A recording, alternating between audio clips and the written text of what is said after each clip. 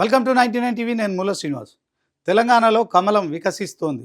Yes, ఎందుకంటే మొన్న జరిగిన కార్పొరేషన్ల ఎన్నికల్లో చూసుకున్నట్టయితే ఇక ఏదైతే పంచాయతీ ఎన్నికల కంటే కూడా కాస్త మెరుగైన ఫలితాలు, కాస్త అంటే కాస్త కాదు, కరీంనగర్లో ఒక మేయర్ పీఠం గెలుచుకోవడం కావచ్చు. అదే క్రమంలో 30 మంది పైగా అక్కడ కార్పొరేటర్లు గెలవడం, బండి సంజయ్ నేతృత్వంలో కరీంనగర్లో మేయర్ పీఠం కైవసం చేసుకోవడం కావచ్చు. నిజామాబాద్లో కూడా ఓవరాల్గా 60 డివిజన్లు ఉన్న నేపథ్యంలో సో మరి అక్కడ 31 మ్యాజిక్ ఫిగర్. సో అప్పటికి 28 మంది ఈ యొక్క బీజేపీకి పార్టీకి సంబంధించి మరి డివిజన్లలో కార్పొరేటర్లుగా గెలిచారు. అయితే ఒక చిన్న ముగ్గురు వ్యక్తులు ఎవరైతే డివిజన్లలో కార్పొరేటర్గా గెలిచిన వారు మద్దతు ఇస్తే నిజామాబాద్లో కూడా మేయర్ పీఠం ఖచ్చితంగా కమలం కైవసం చేసుకునేది. సో నిజామాబాద్ ఎంపీగా ఉన్న ధర్మపురి అరవింద్ అయితే కరీంనగర్లో బండి సంజయ్ ఎంపీగా గెలిచిన తర్వాత ఎలాగైతే కరీంనగర్ కార్పొరేషన్పై మరి ఖచ్చితంగా ఒక స్ట్రాంగ్ నిర్ణయం తీసుకొని సో కరీంనగర్లో కాషాయం జెండా ఎగరేస్తామని చెప్పి ఆయన చెప్పారు. అదే క్రమంలో నిజామాబాద్ ఎంపీగా ఉన్న ధర్మపురి అరవింద్ కూడా మున్సిపల్ సంబంధించిన కార్పొరేషన్ ఎన్నికల్లో ఆయన కూడా చాలా ఛాలెంజింగ్గా తీసుకున్నారు. సో ఓవరాల్గా 60 డివిజన్లు ఉన్న నిజామాబాద్లో మరి 28 మంది బీజేపీ కార్పొరేటర్లు గెలవడం కావచ్చు. మరొక ముగ్గురి మద్దతు కనుక దొరికితే నిజామాబాద్ పీఠంపై కూడా కమలం జెండా ఎగరేసే పరిస్థితి ఉన్నప్పటికీ కూడా మేము ఎవరి మద్దతు తీసుకోము, మా ప్రతిపక్షంలోనే కూర్చుంటామని చెప్పి చెప్పడం కావచ్చు. సో మొత్తానికి అక్కడ 30 మంది పైగా ఏదైతే కరీంనగర్లో బీజేపీ కార్పొరేట్ గెలవడం, అదే క్రమంలో 28 మంది నిజామాబాద్లో కార్పొరేటర్లుగా గెలవడం కావచ్చు.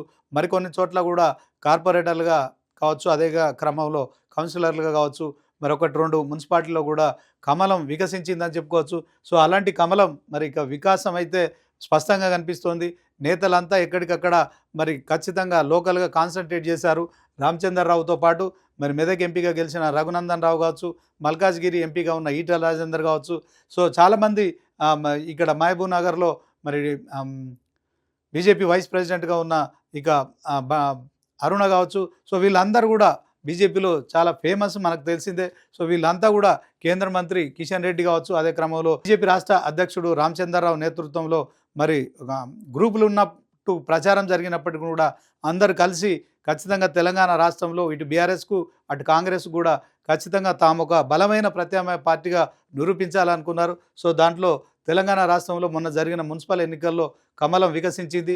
దీంతో కార్యకర్తలు కావచ్చు, నాయకుల్లో కావచ్చు బీజేపీ గ్రాఫ్ పెరుగుతున్న నేపథ్యంలో ఒక ఆత్మస్థైర్యం అయితే పెరుగుతోంది.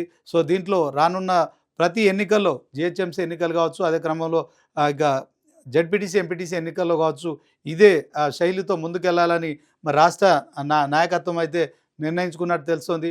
సో ఈ నేపథ్యంలోనే ఒకవైపు మరి మోడీ ఇక్కడ గెలిచిన ఎంపీలందరికీ కూడా మరి క్లాస్ తీసుకున్నారని చెప్పి వాళ్ళందరినీ కూడా మరి కొంత తలంటారని జరిగిన ప్రచారం తర్వాత బీజేపీలో కొంత మరి ఖచ్చితంగా ఎన్నికల్లో విజయం సాధించాలనే కసి పెరిగినట్లు స్పష్టంగా కనిపిస్తుంది. ఆ కసి మాత్రం మనకు మున్సిపల్ ఎన్నికల్లో కనిపించింది. ఇక రానున్న జెడ్పీటీసీ ఎంపీటీసీ ఎన్నికలు కావచ్చు, అదే క్రమంలో గ్రేటర్ హైదరాబాద్లో జరుగుతున్న జిహెచ్ఎంసీ ఎన్నికల్లో ఇదే ఒరోడై కొనసాగుతుందా అని ఒక ప్రచారం జరుగుతున్న నేపథ్యంలో చూడాలి. మరి కమల వికాసం కరీంనగర్లో, నిజామాబాద్లో మరి వికసించినట్టే రాష్ట్ర వ్యాప్తంగా కూడా రానున్న ఎన్నికల్లో కూడా ఇదే ఒరవడితో ముందుకెళ్తుందా అనేది మాత్రం వేచి చూడాల్సి ఉంటుంది.